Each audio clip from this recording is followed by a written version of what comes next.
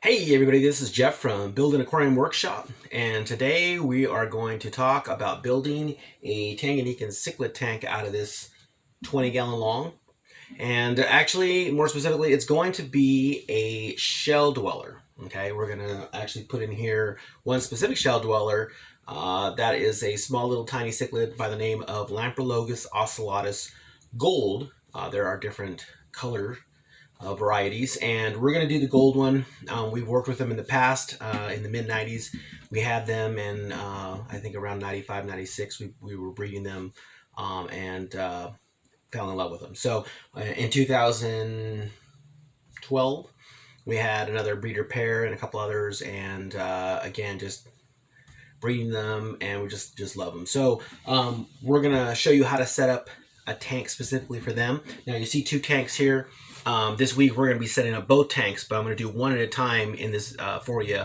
And this is a 75-gallon. This is going to be a Tanganyikan Cichlid show tank, okay? And then this one's going to be for just the one fish, okay? So that's what we're going to do today. We're going to go ahead and set that up. All we've done is we rinsed out the tank, and we've cleaned out the filter. This one's a used filter. Up above we bought a new filter. So we rinsed it out really good, the pad, so forth. We also have our sand here. We've chosen to go with, being a shell dweller, they need two things. They need, as a substrate, sand, and this one is Aragonite by Caribsea. The good news about this one, about Aragonite, is it's one of the few gravels that will go ahead and buffer the pH of the water. It's very important on these fish. They live in a very high pH, so it's very alkaline, the water above 8.0, much like saltwater fish. And then the DH, which is the amount of dissolved salt, that is very, very high as well. Okay, so we have specifically Tanganyikan buffer and Tanganyikan cichlid salt. And so what we're going to do is we're using this Aragonite. So the Aragonite's going to help keep the water buffered up there, which is great. And so we're going to go ahead and put that in. And the other thing we need is shells. So we've got a bucket of shells we rinsed out. These were, I think, mainly freshwater shells. You've probably seen shells like this. We've got a bunch of them in different sizes, and so they love these shells. The most important thing about shells, and there's a couple different styles in here, as you're going to see. The important thing about the shells is that they're all different shapes and sizes, because as the fish grow, they like to make their homes. The Ocellatus like to make their homes in there, and what's going to happen is they're going to pick certain shells that are, especially the ones that are closer to their size. The other ones they tend to bury. But depending on how many cichlids you have, we're going to start off with 4. So we're hoping that we'll get a pair in the 4, and the other 2 hopefully will live. It's a a 20 long, so it's 30 inches long. Hopefully we'll be able to keep them in here. If we're not, we're gonna have to trade them into a pet store and just keep the breeder pair. When you have breeding pairs of cichlids, they get very, very aggressive, of course, especially as they want to have babies. And once they have babies, they become very, very territorial. So we're gonna go ahead and put the sand in. We're gonna go ahead and put the shells in there. Now, a lot of times, if it's just gravel, I'll pre-clean it. This time I'm not pre-cleaning the bag. It's probably already been washed through. We're not going to get the fish today or tomorrow, so we're going to let the filter take care of it, and we're going to show you a way that we don't stir up the gravel. So this is 15 pounds. Typically, you would want 1 pound for your substrate, for in this case sand. You'd want 1 pound per gallon. So depending on how thick you want the gravel. So we're going to go ahead and see where we're at. I think we'll be fine. I don't think we're going to need to buy any more. I think this is going to be thick enough. Again, if you want it thicker, then you're going to put more. And then if you don't mind as much, then it's going to be fine. And that looks like it's going to be fine. So that's 15 pounds of sand. And as you can see, you can actually see the sand here above the rim of the tank. So that is actually plenty of sand. It's nice and clean too, which is great. Okay, so all we're going to do is take our shells, and we're just going to go ahead and put them in there realistically, we still have to add the water. And that's okay. It's not going to mess up anything with the shells. So we're just going to throw them in for now. And then, you know, we'll decide later where we want them. And the fish, one thing about these little shell dwellers, they like to move besides burying the shells, they love to move them around themselves. You'll see them constantly like moving the sand around and constantly moving shells around here and there and bury them. So they like to do their own thing, which is fine. We're going to let them. And all we're trying to do is get enough shells in there so that the 4 of them will be happy. They're going to be babies, so not too worried. Won't be as aggressive, especially when they're not paired up.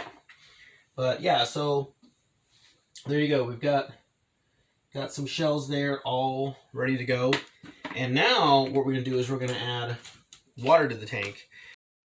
Okay, so we put this rock in right here. It's a pretty good size rock. We're not going to keep it in there. All we've done is we put it in there so not to when we add water, we don't want to disturb the sand. So here's our bucket, and all we're going to do is pour it on top of there, as you can see. And so the sand hasn't been disturbed.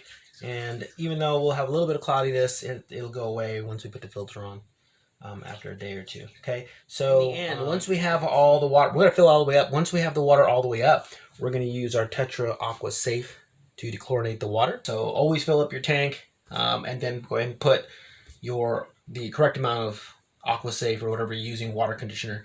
And then okay, so we've started filling up our tank, and you can see the water level is about right here. Now, a word of note and a tip.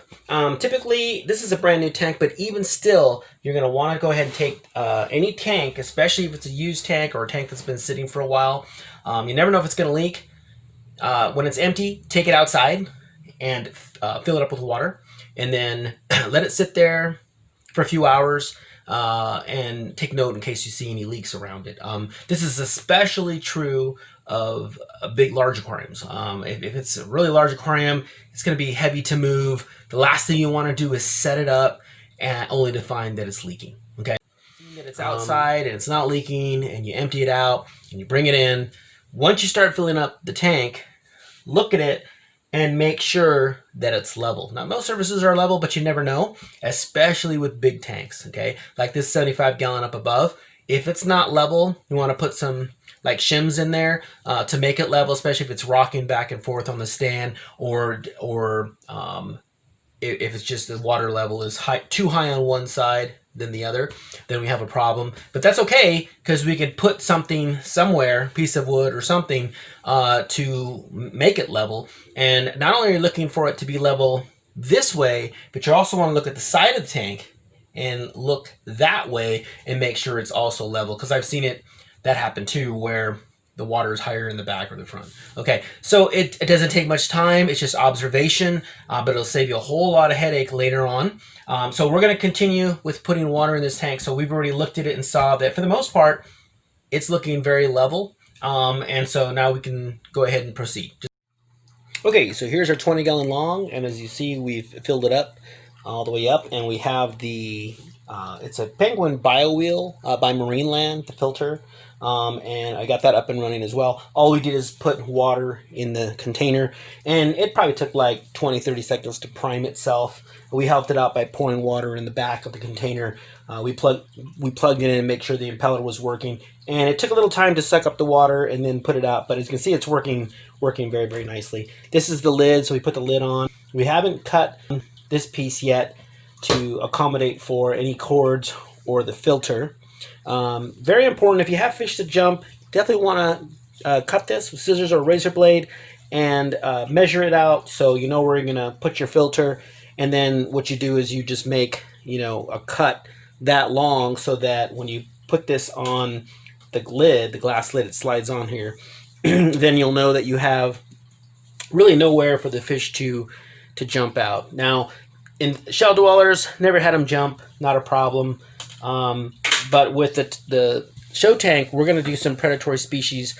They're like torpedo-looking fish, and they really, really can be startled, and they'll shoot right out of the aquarium. So that tank, the 75 gallon up above, we're really, really going to make sure that we do that with this, so that there's just no way they can jump out of the tank. We haven't cut. We looked at the instructions here for this AquaSafe, and it says you can use the lid for measuring, and it's 1 capful per 20 gallons, or there's a little ring in there for 10 gallons. So we're going to go ahead and fill this up. Okay, there we go. So we have a capful there, and we're going to throw that in there. Okay, and you really can't, don't throw a whole bottle in there, but you really can't add too much of this stuff, of the water conditioner, okay? But always use it as directed. Most will tell you, a tablespoon or a teaspoon per this many gallons, and that's how you want to use that, okay? So our tank is set up,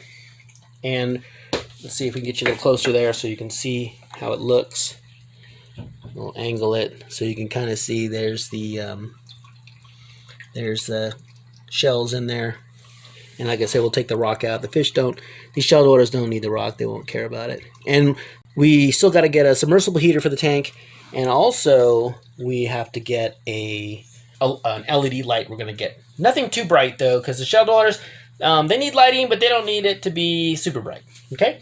It's a shallow tank, so the light's going to penetrate very easily. So we'll probably get a little smaller light, LED light, to clip on. I think that's my goal, rather than a bar that goes all the way across. So I hope you enjoyed this. We're going to come back once we get the fish, and we'll show you the shelldwellers, how to acclimate them, and then we'll check in on them from time to time and seeing how we're doing, see if we can spot any males or females, and if there's any pairing up going on. Okay, hit a like, hit a subscribe. We'll be doing more aquarium setups. That's what we do here at Build an Aquarium Workshop. And again, my name is Jeff, and we will see you next time. Thanks for watching.